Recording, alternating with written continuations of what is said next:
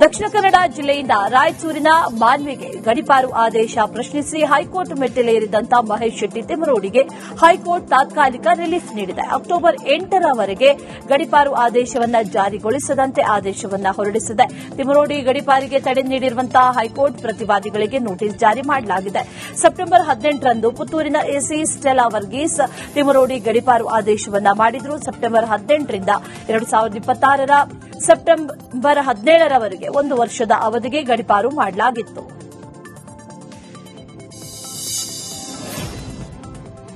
ಹೈಕೋರ್ಟ್ನಲ್ಲಿ ಸೌಜನ್ಯ ಹೋರಾಟಗಾರ ತಿಮರೋಡಿಗೆ ರಿಲೀಫ್ ಸಿಕ್ಕಿದ್ರೆ ಅಕ್ರಮ ಶಸ್ತ್ರಾಸ್ತ್ರ ಸಂಗ್ರಹ ಸಂಕಷ್ಟ ಎದುರಾಗಿದೆ. ಬುರುಡೆ ಗ್ಯಾಂಗ್ ನಾಯಕನಿಗೆ ಬಂಧನ ಭೀತಿ ಶುರುವಾಗಿದೆ. ನಿರೀಕ್ಷಣಾ ಜಾಮೀನು ಕೋರಿದ್ದ ಅರ್ಜಿ ಅಕ್ಟೋಬರ್ 4ಕ್ಕೆ ಮುಂದೂಡಿದೆ. ದಕ್ಷಿಣ ಕನ್ನಡ ಜಿಲ್ಲಾ ಸೆಷನ್ಸ್ ಕೋರ್ಟ್ನಲ್ಲಿ ವಾದ ಪ್ರತಿವಾದ ನಡೆಯಿತು. ತಿಮರೋಡಿ ಪರ ವಕೀಲ ದಿನೇಶ್ ಹೆಗ್ಡೆ ವಾದವನ್ನ ಮಂಡಿಸಿದ್ರು. ಆಕ್ಷೇಪಣೆ ಸಲ್ಲಿಸಿದ ಬಳಿಕ ವಾದಕ್ಕೆ ಎಸ್ಪಿಪಿ ಅವಕಾಶವನ್ನ ಕೇಳಿದ್ರು. ಹೀಗಾಗಿ ಜಿಲ್ಲಾ ನ್ಯಾಯಾಲಯ ವಿಚಾರಣೆಯನ್ನ ಮುಂದೂಡಿದೆ.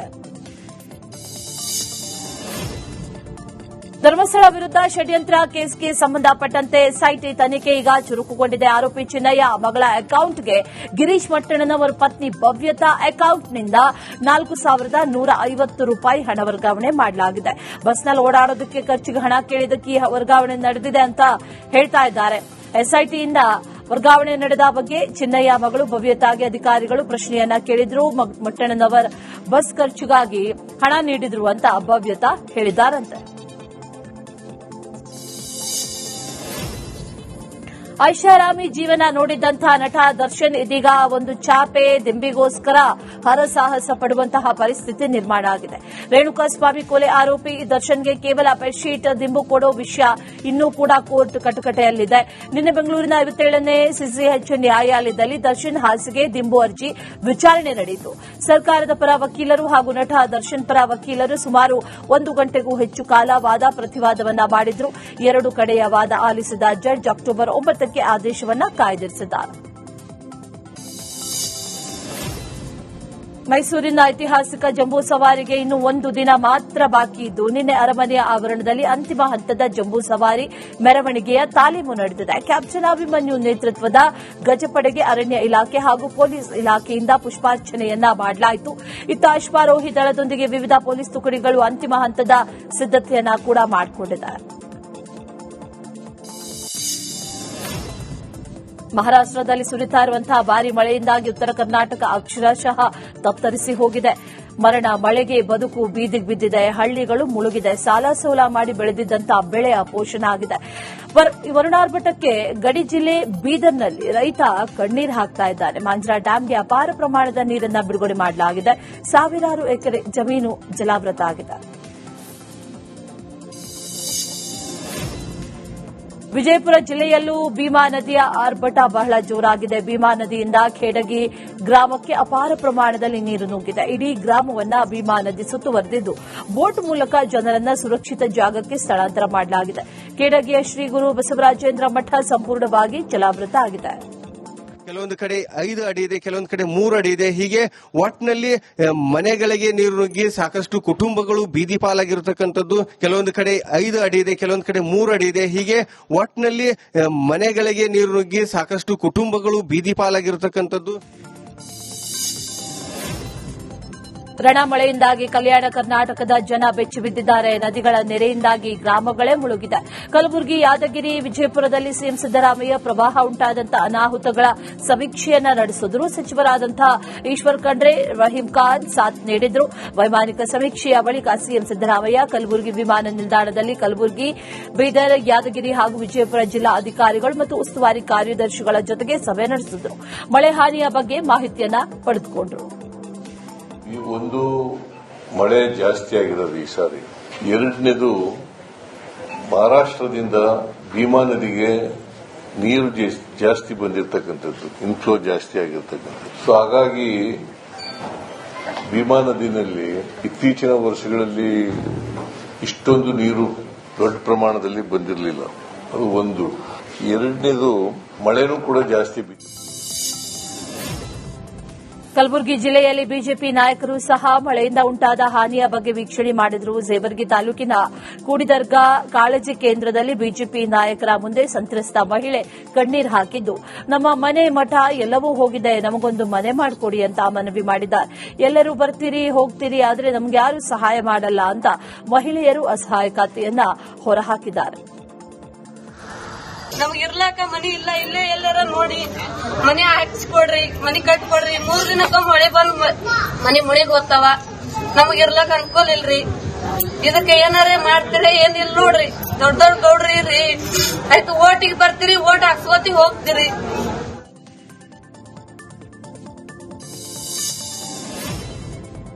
ಮಹಾಮಳೆಗೆ ನಲುಗಿದ ಬೀದರ್ ಜಿಲ್ಲೆಯಲ್ಲಿ ಸಿಎಂ ಸಿದ್ದರಾಮಯ್ಯ ವೈಮಾನಿಕ ಸಮೀಕ್ಷೆಯನ್ನ ನಡೆಸಿದರು. ಇನ್ನು ಸಿಎಂ ಹೆಲಿಕಾಪ್ಟರ್ನಲ್ಲಿ ಸಮೀಕ್ಷೆ ನಡೆಸಿದ್ದಕ್ಕೆ ರೈತರು ವಿರೋಧವನ್ನು ವ್ಯಕ್ತಪಡಿಸಿದ್ದು, ಕಾಟಾಚಾರದ ಸಮೀಕ್ಷೆ ನಡೆಸಿದ್ದಾರೆ.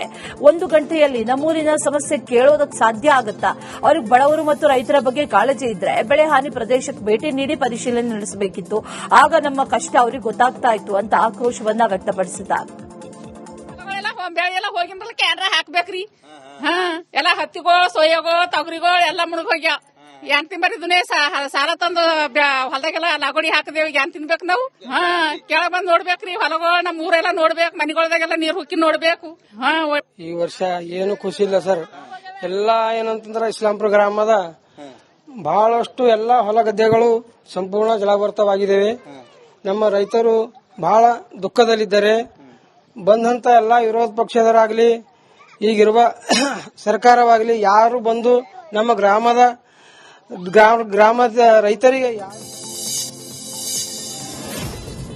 ನೆರೆಪೀಡಿತ ಪ್ರದೇಶಗಳಲ್ಲಿ ಸಿಎಂ ಸಿದ್ದರಾಮಯ್ಯ ವೈಮಾನಿಕ ಸಮೀಕ್ಷೆ ಮಾಡಿದ್ದಕ್ಕೆ ಬಿಜೆಪಿ ನಾಯಕರು ಕೆರಳಿದ್ದಾರೆ. ಸಿಎಂ ವೈಮಾನಿಕ ಸಮೀಕ್ಷೆಯಲ್ಲೂ ಮಾತಿನ ಸಮರ ಬಹಳ ಜೋರಾಗಿದೆ. ಸಮೀಕ್ಷೆಯಲ್ಲೂ ಕೂಡ ಕೆಸರೆರೆ ಚಾಟ ಎಲ್ಲೆ ಮೀರಿದೆ. ಸಿಎಂ ಸಿದ್ದರಾಮಯ್ಯ ಅವರ ವೈಮಾನಿಕ ಸಮೀಕ್ಷೆಯನ್ನ ಬಿಜೆಪಿ ನಾಯಕರು ವ್ಯಂಗ್ಯ ಮಾಡಿದ್ದಾರೆ. ಸರ್ಕಾರದ ಕಾರ್ಯವೈಖರಿ ವಿರುದ್ಧ ಗುಡುಗಿದ್ದಾರೆ. ನೀವೇನ್ ಡೆಲ್ಲಿಯಿಂದ ಬರ್ತಾ ಇದ್ದೀರಾ ಅಥವಾ ಬಾಂಬೆಯಿಂದ ಬರ್ತಾ ಇದ್ದೀರಾ? ನಮ್ ಕರ್ನಾಟಕದಲ್ಲಿರೋ ಲ್ಯಾಂಡ್ ಅನ್ನು ನೋಡಕ್ ಬರ್ತಾ ಇರೋದು. ಈಗ ಪ್ರೈಮ್ ಮಿನಿಸ್ಟರ್ ಆದ್ರೆ ಡೆಲ್ಲಿಯಿಂದ ಬರಬೇಕು, ಬೇರೆ ಬೇರೆ ರಾಜ್ಯಗಳನ್ನ ದಾಟಿ ಬರಬೇಕು. ನೀವು ನಮ್ಮದೇ ರಾಜ್ಯ, ನೀವೇನ್ ಡೆಲ್ಲಿಯಿಂದ ಬರ್ತಾ ಇದ್ದೀರಾ ಅಥವಾ ಬಾಂಬೆಯಿಂದ ಬರ್ತಾ ಇದ್ದೀರಾ? ಭೂಮಿ ಲೀಸ್ಗೆ ಪಡೆದು ವ್ಯವಸಾಯ ಮಾಡ್ತಾ ಇರುವಂತಹ ರೈತರಿಗೂ ಸರ್ಕಾರ ಬೆಳೆ ಪರಿಹಾರ ನೀಡಬೇಕು ಅಂತ ಬಿಜೆಪಿ ರಾಜ್ಯಾಧ್ಯಕ್ಷ ವಿಜೇಂದ್ರ ಆಗ್ರಹಿಸಿದ್ದಾರೆ. ಯಾದಗಿರಿಯ ಶಹಾಪುರದಲ್ಲಿ ಮಾತನಾಡಿದ್ದಾರೆ. ಬಿವೈ ವಿಜೇಂದ್ರ, ಯಾದಗಿರಿ, ಕಲಬುರಗಿ, ಬೀದರ್ ಸೇರಿದಂತೆ ಕಲ್ಯಾಣ ಕರ್ನಾಟಕದಲ್ಲಿ ಈ ಬಾರಿ ವಾಡಿಕೆಗಿಂತ ಹೆಚ್ಚು ಮಳೆಯಾಗಿದೆ. ಭೂಮಿ ಲೀಸ್ಗೆ ಪಡೆದು ರೈತರು ವ್ಯವಸಾಯ ಮಾಡಿದ್ದು ಎಕರೆಗೆ 30 ರಿಂದ 40 ಸಾವಿರ ಖರ್ಚು ಮಾಡಿದ್ದಾರೆ. ಸರ್ಕಾರ ಈ ರೈತರಿಗೂ ಪರಿಹಾರ ನೀಡಬೇಕು ಅಂತ ಸಿದ್ದರಾಮಯ್ಯ ಅವರಿಗೆ ಮನವಿ ಮಾಡಿದ್ದಾರೆ. ದುರಂತ ಏನಪ್ಪಾ ಅಂತ ಹೇಳಿದ್ರೆ, ಕೆಲವು ಕಡೆ ರೈತರು ಪಾಪ ಬೇರೆ ಹೊಲಗಳನ್ನ ಲೀಸ್ ಮೇಲೆ ತೆಗೆದುಕೊಂಡಿದ್ದಾರೆ. ಎಕರೆಗೆ 25-30 ಸಾವಿರ ರೂಪಾಯಿಯನ್ನ ಮಾಲೀಕರು ಕೊಟ್ಟು 3 ಎಕರೆ 4 ಎಕರೆ ಹೊಲವನ್ನ ಲೀಸ್ ಮೇಲೆ ತೆಗೆದುಕೊಂಡು ಅಲ್ಲೂ ಕೂಡ ಎಕರೆಗೆ ಇವತ್ತು 30-40 ಸಾವಿರ ರೂಪಾಯಿ ಖರ್ಚು ಮಾಡಿದ್ದಾರೆ. ಕೆಲವು ಕಡೆ ಹತ್ತಿ ಹಾಕಿದ್ದಾರೆ, ಕೆಲವು ಕಡೆ ತೊಗರಿ ಹಾಕಿದ್ದಾರೆ. ಪರಿಣಾಮ ಏನು ಅಂತ ಹೇಳಿದ್ರೆ, ರಾಜ್ಯ ಸರ್ಕಾರ ಪರಿಹಾರ ಕೊಟ್ಟರು ಕೂಡ ಅದು ಯಾರು ಜಮೀನ್ದಾರ ಇರ್ತಾರೆ ಅವ್ರಿಗೆ ಹೋಗ್ತದೆ. ಮತ್ತೊಂದು ಕಡೆ ಒಟ್ಟಾರೆಯಾಗಿ ಇವತ್ತು ಯಾದಗಿರಿ ಜಿಲ್ಲೆನಲ್ಲಿ ಇವತ್ತು ಲಕ್ಷಾಂತರ ಹೆಕ್ಟೇರ್ ಇವತ್ತು ಸಂಪೂರ್ಣವಾಗಿ ಅಂದ್ರೆ ಏನು ಉಳ್ಕೊಂಡಿಲ್ಲ ಇವತ್ತು ರೈತರ ಪರಿಸ್ಥಿತಿ. ಹಾಗಾಗಿ ನಾನು ಬೆಳಗ್ಗೆ ಉಪಮುಖ್ಯಮಂತ್ರಿ ಹಾಗೂ ಬೆಂಗಳೂರು ಉಸ್ತುವಾರಿ ಸಚಿವ ಡಿಕೆ ಶಿವಕುಮಾರ್ ನಿನ್ನೆ ಬೆಂಗಳೂರು ಸಿಟಿ ರೌಂಡ್ಸ್ ಹಾಕಿದ್ರು. ಜೆಸಿ ರಸ್ತೆಯಲ್ಲಿ ವೈಟ್ ಟ್ಯಾಪಿಂಗ್ ಕಾಮಗಾರಿ ವೀಕ್ಷಣೆಯನ್ನ ಮಾಡಿದಂತಹ ಡಿಕೆ ಶಿವಕುಮಾರ್ ಸ್ವತಃ ಟೇಪ್ ಹಿಡಿದು ಪರಿಶೀಲನೆ ಕೂಡ ಮಾಡಿದ್ರು. ಆ ಬಳಿಕ ಗ್ರೇಟರ್ ಬೆಂಗಳೂರು ಪ್ರಾಧಿಕಾರದ ಬೆಂಗಳೂರು ದಕ್ಷಿಣ ಕಚೇರಿಯ ಕಟ್ಟಡ ಕಟ್ಟುವುದಕ್ಕೆ ಸ್ಥಳ ಪರಿಶೀಲನೆ ಮಾಡಿದ್ರು. ಬನಶಂಕರಿ ಮೆಟ್ರೋ ಸ್ಟೇಷನ್ ಪಕ್ಕದಲ್ಲಿರುವಂತಹ ಖಾಲಿ ಜಾಗ ವೀಕ್ಷಿಸಿದಂತಹ ಡಿಕೆಶಿ ಅಧಿಕಾರಿಗಳ ಜೊತೆ ಸಭೆ ಕೂಡ ಮಾಡಿದ್ದಾರೆ. ಹಾವೇರಿ ಜಿಲ್ಲೆಯ ರಟ್ಟಿಹಳ್ಳಿ ಪಟ್ಟಣ ಪಂಚಾಯಿತಿ ಚುನಾವಣೆಯಲ್ಲಿ ಬಿಜೆಪಿ ಅಭ್ಯರ್ಥಿಗಳಿಗೆ ಭರ್ಜರಿ ಜಯವಾಗಿದ್ದು, ಕಾಂಗ್ರೆಸ್ ಶಾಸಕರ ಕ್ಷೇತ್ರದಲ್ಲಿ ಕೈ ಪಡೆಗೆ ಭಾರೀ ಮುಖಭಂಗ ಆಗಿದೆ. ನಿನ್ನೆ ರಟ್ಟಿಹಳ್ಳಿ ಪಟ್ಟಣ ಪಂಚಾಯಿತಿ ಅಧ್ಯಕ್ಷ ಉಪಾಧ್ಯಕ್ಷರ ಆಯ್ಕೆ ಪ್ರಕ್ರಿಯೆ ನಡೆದಿದ್ದು, ಬಿಜೆಪಿ ಪರ ಸಂಸದ ಬಸವರಾಜ ಬೊಮ್ಮಾಯಿ ಉಪಸ್ಥಿತರಿದ್ದರು. ಸಂಸದ ಬಸವರಾಜ ಬೊಮ್ಮಾಯಿ ಅವರ ಬೆಂಬಲದೊಂದಿಗೆ ಬಿಜೆಪಿ 9 ಸದಸ್ಯರ ಬಲದೊಂದಿಗೆ ಅಧಿಕಾರದ ಚುಕ್ಕಾಣಿಯನ್ನ ಹಿಡಿದಿದೆ. ಕಟ್ಟಡ ನಿರ್ಮಾಣದ ವೇಳೆ ಮಣ್ಣು ಕುಸಿದು ಇಬ್ಬರು ಕಾರ್ಮಿಕರು ಸ್ಥಳದಲ್ಲೇ ಮೃತಪಟ್ಟಿರುವ ಘಟನೆ ಬೆಂಗಳೂರಿನ ಮಡಿವಾಳದ ಸಿದ್ಧಾರ್ಥ ಕಾಲೋನಿಯಲ್ಲಿ ನಡೆದಿದೆ. ಮಣ್ಣಿನ ಅಡಿ ಸಿಲುಕಿ ಲಾಲ್ ಮದನ್ ಮತ್ತು ರಜಾವುದ್ದೀನ್ ಸಾವಿಗೀಡಾದರೆ ಮತ್ತೊಬ್ಬ ಕಾರ್ಮಿಕ ಸೈಫುಲ್ಲಾ ಸ್ಥಿತಿ ಗಂಭೀರವಾಗಿದೆ. ಕಟ್ಟಡ ನಿರ್ಮಾಣಕ್ಕೆ ಪಿಲ್ಲರ್ ಹಾಕುವುದಕ್ಕೆ 20 ಅಡಿಗೂ ಹೆಚ್ಚು ಮಣ್ಣನ್ನು ತೆಗೆಯಲಾಗಿತ್ತು. ಕೆಳಗಡೆ ಕಾರ್ಮಿಕರು ಕೆಲಸ ಮಾಡ್ತಾ ಇದ್ದಂತಹ ಸಂದರ್ಭದಲ್ಲಿ ಮೇಲಿದ್ದ ದಿಢೀರ್ ಅಂತ ಮಣ್ಣು ಕುಸಿದಿದ್ದು ಮೂವರ ಮೇಲೆ ಬಿದ್ದಿದೆ. ಸ್ಥಳಕ್ಕೆ ಆಗ್ನೇಯ ವಿಭಾಗದ ಡಿಸಿಪಿ ಸಾರಾ ಫಾತಿಮಾ ಭೇಟಿ ನೀಡಿ ಪರಿಶೀಲನೆಯನ್ನ ಮಾಡಿದ್ದಾರೆ. ರಾಜ್ಯಸಭಾ ಸದಸ್ಯರಾಗಿರುವ ಸುಧಾಮೂರ್ತಿ ತಮ್ಮ ಗಂಡ ನಾರಾಯಣಮೂರ್ತಿ ಅವರೊಂದಿಗೆ ರಾಘವೇಂದ್ರ ಸ್ವಾಮಿ ಮಠಕ್ಕೆ ಭೇಟಿ ನೀಡಿದರು. ಶರನ್ನವರಾತ್ರಿ ದಸರಾ ಉತ್ಸವದ ನಿಮಿತ್ತ ಬೆಂಗಳೂರಿನ ಜಯನಗರದ ಶ್ರೀ ರಾಘವೇಂದ್ರ ಸ್ವಾಮಿಗಳ ಮಠಕ್ಕೆ ಭೇಟಿಯನ್ನ ನೀಡಿದರು. ರಾಯರ ದರ್ಶನ ಪಡೆದಂತಹ ಸುಧಾಮೂರ್ತಿ ಮತ್ತು ನಾರಾಯಣಸ್ವಾಮಿ ದಂಪತಿ ಕೃತಾರ್ಥರಾದರು.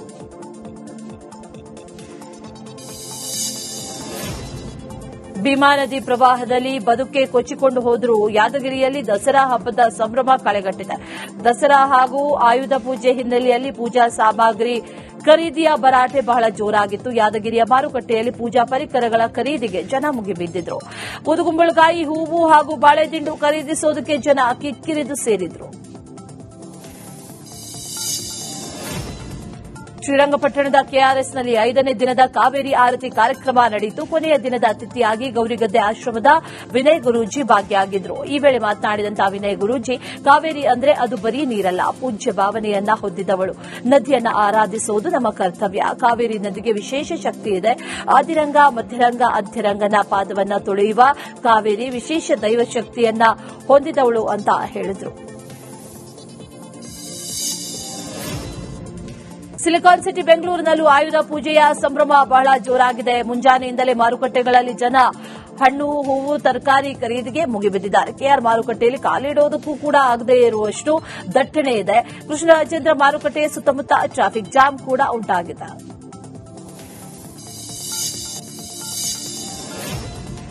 ಆತ್ಮರಕ್ಷಣೆಗಾಗಿ ಶಸ್ತ್ರ, ಆಯುಧವನ್ನ ಇಟ್ಟುಕೊಳ್ಳಿ ಅಂತ ಹೇಳಿದ್ದಂತಹ ಬಿಜೆಪಿ ರಾಜ್ಯಸಭಾ ಸದಸ್ಯ ನಾರಾಯಣ್ ಸಾಬಾಂಡಾಗೆ ಅವರ ಹೇಳಿಕೆಗೆ ಸಚಿವ ಎಚ್ಕೆ ಪಾಟೀಲ್ ಕಿಡಿಕಾರಿದ್ದಾರೆ. ಬೆಳಗಾವಿಯಲ್ಲಿ ಮಾತಾಡಿದ್ದಾರೆ. ಕಾನೂನು ಸಚಿವರು ಆಯುಧಗಳು ಅಂತಂದ್ರೆ ಪಿಸ್ತೂಲ್, ಬಂದೂಕು, ಚಾಕು ಅಂತ ತಿಳಿದುಕೊಂಡಿದ್ದಾರೆ. ನಾವು ರೈತರು ಆಯುಧ ಪೂಜೆ ಅಂದ್ರೆ ಕೃಷಿ ಪರಿಕರಗಳನ್ನ ಪೂಜೆ ಮಾಡ್ತೇವೆ. ದಿನನಿತ್ಯದ ಬದುಕಿಗೆ ಬಳಸುವಂತಹ ಅಸ್ತ್ರಗಳನ್ನ ಪೂಜಿಸುವಂತಹ ದಿನ ಇದು ಅಂತ ಹೇಳಿದ್ದಾರೆ. ಶೃಂಗೇರಿ ಶಾಸಕ ಟಿಡಿ ರಾಜೇಗೌಡ ಅವರಿಗೆ ಲೋಕಾಯುಕ್ತ ಅಧಿಕಾರಿಗಳು ಶಾಕ್ ಕೊಟ್ಟಿದ್ದಾರೆ. ಸತತ 14 ಗಂಟೆಗಳ ಕಾಲ ಪರಿಶೀಲನೆಯನ್ನು ನಡೆಸಿದ್ದಾರೆ. 226 ಎಕರೆ ಕಾಫಿ ತೋಟ ಖರೀದಿಯಲ್ಲಿ ಅಕ್ರಮ ನಡೆದಿದೆ ಅಂತ ಆರೋಪಿಸಿ ಜನಪ್ರತಿನಿಧಿಗಳ ಕೋರ್ಟ್ಗೆ ಶೃಂಗೇರಿ ಮೂಲದ ದಿನೇಶ್ ದೂರನ್ನ ಕೊಟ್ಟಿದ್ದು, ಕೋರ್ಟ್ ಆದೇಶದ ಅನ್ವಯ ಶೃಂಗೇರಿ ಕಾಂಗ್ರೆಸ್ ಶಾಸಕ ಟಿಡಿ ರಾಜೇಗೌಡ ಪತ್ನಿ ಹಾಗೂ ಪುತ್ರನ ವಿರುದ್ಧ ಎಫ್ಐಆರ್ ದಾಖಲಾಗಿತ್ತು. ಜೊತೆಗೆ ಏಕಕಾಲದಲ್ಲಿ 4 ಕಡೆ ದಾಳಿ ನಡೆಸಿದ್ದ ಲೋಕಾಯುಕ್ತ ಪೊಲೀಸರು ಖಾಂಡ್ಯಾದ ಬಾಸಾಪುರ, ಬಾಳೆಹೊನ್ನೂರಿನ ಹಲ್ಸೂರು, ಚಿಕ್ಕಮಗಳೂರು ನಗರದ ಮನೆ, ಬೆಂಗಳೂರಿನ ಬಾಡಿಗೆ ಮನೆಯಲ್ಲಿ ತಪಾಸಣೆಯನ್ನ ಮಾಡಿದರು.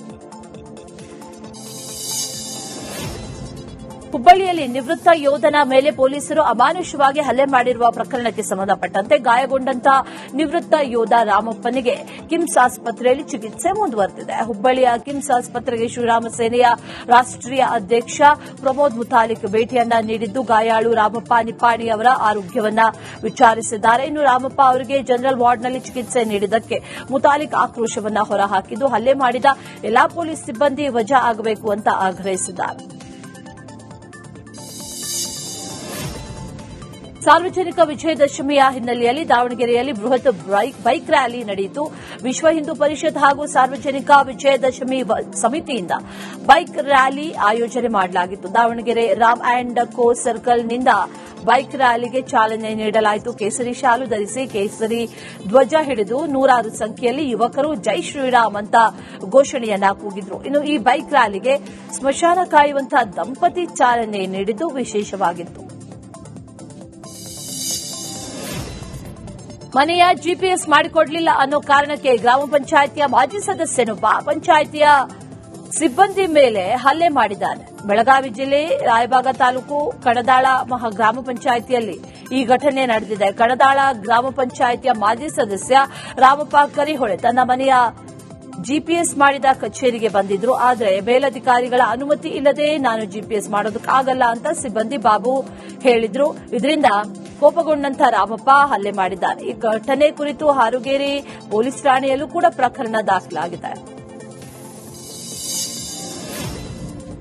ವಿದೇಶ ಪ್ರವಾಸದಲ್ಲಿದ್ದ ಮಾಜಿ ಸಚಿವ ಹಾಗೂ ಗೋಕಾಕ್ ಶಾಸಕ ರಮೇಶ್ ಜಾರಕಿಹೊಳಿ ನಿನ್ನೆ ಬೆಳಗಾವಿಗೆ ಆಗಮಿಸಿದ್ದಾರೆ.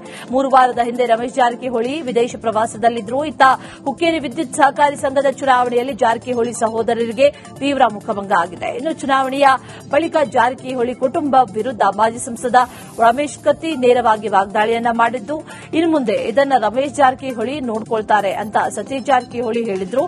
ಇದೀಗ ರಮೇಶ್ ಬೆಳಗಾವಿಗೆ ಬಂದಿದ್ದಾರೆ. ಕತ್ತಿ ವಿರುದ್ಧ ನೇರ ಸಮರಕ್ಕೆ ಇಳಿತಾರೆ ಅನ್ನೋ ಕುತೂಹಲ ಹೆಚ್ಚಾಗಿದೆ. ಶಿವಮೊಗ್ಗ ಜಿಲ್ಲೆಯಲ್ಲಿ ಅವಧಿಗೂ ಮುನ್ನವೇ ಸಾಮಾಜಿಕ ಆರ್ಥಿಕ ಸಮೀಕ್ಷೆ ಪೂರ್ಣಗೊಳಿಸಿದ 5 ಸಿಬ್ಬಂದಿಗೆ ಜಿಲ್ಲಾಧಿಕಾರಿಗಳು ಸನ್ಮಾನ ಮಾಡಿದ್ದಾರೆ.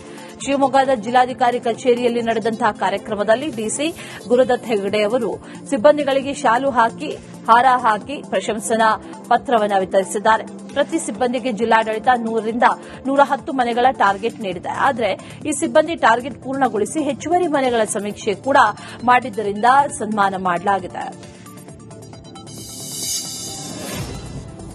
ಗಾಯಕ ರಘು ದೀಕ್ಷಿತ್ ಅವರ ಸೌಂಡ್ ಸಿಸ್ಟಮ್ ಬರ್ತಾ ಇದ್ದಂತ ಟೆಂಪೋ ಟ್ರಾವೆಲರ್ ವಾಹನ ಅಪಘಾತಕ್ಕೀಡಾಗಿದೆ. ಮಡಿಕೇರಿಯ ಕಾರ್ಯಪ್ಪ ವೃತ್ತದ ಬಳಿ ಇರುವಂತಹ ಗುಡ್ಡೆಮನೆ ಅಪ್ಪಯ್ಯ ಗೌಡರ ಪ್ರತಿಮೆಯ ತಡೆಗೋಡೆಗೆ ವಾಹನ ಡಿಕ್ಕಿಯಾಗಿದ್ದು, ಟಿಟಿ ಗುದ್ದಿದ ರಭಸಕ್ಕೆ ಪ್ರತಿಮೆ ಮುಂಭಾಗದ ಗೇಟ್ಗೆ ಹಾನಿಯಾಗಿದೆ. ಮಡಿಕೇರಿಯಲ್ಲಿ ರಘು ದೀಕ್ಷಿತ್ ಅವರ ಕಾರ್ಯಕ್ರಮ ಇತ್ತು ಇವತ್ತು. ಹೀಗಾಗಿ ನಿನ್ನೆಯೇ ಅವರ ತಂಡ ಮಡಿಕೇರಿಗೆ ಬಂದಿತ್ತು. ಅಪಘಾತದಲ್ಲಿ ಚಾಲಕ ಸೇರಿದಂತೆ 4 ಗಾಯವಾಗಿದ್ದು, ಮಡಿಕೇರಿಯಲ್ಲೇ ಆಸ್ಪತ್ರೆಗೂ ಕೂಡ ದಾಖಲು ಮಾಡಲಾಗಿದೆ.